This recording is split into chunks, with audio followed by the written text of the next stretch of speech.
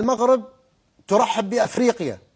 احنا كذلك في البطولة هذه نرجع نقول كذلك المغرب ترحب بأفريقيا في هذه البطولة، ومنذ طلاقة هذه البطولة والحدث ما شاء الله تبارك الله، يعني نرجع نقول المغرب ترحب بجميع المنتخبات الأفريقية في العاصمة، سواء الرباط، سواء عروس الشمال طنجة، فاس، مراكش، وكذلك أكادير، حيث الترتيبات والتجهيزات والأمور اللوجستية المصاحبة أبو ناصر لهذا الحدث ما شاء الله تبارك الله 10 على 10 يعني. الحمد لله.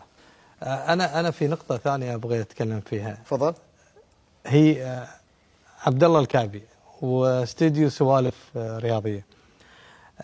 ترى اللي قال عنه الحين عبد الله عن موضوع ما يعكس مظاهر المغرب وحضارتها، أيضا نحن كشعب دولة الإمارات وكشعب عربي نعكس من خلال دعمنا للمغرب من خلال هذا الاستديو، من خلال الحديث عن المغرب، من خلال ديكور الاستديو الجميل المغربي الجميل اللي فيه هذه الروح المغربية. كل هذه العلاقات الأخوية أبو أحمد بيننا وبين الدول العربية الأخرى، بيننا وبين المغرب. اليوم المغرب، بكرة يمكن يكون مصر، بكرة بعده.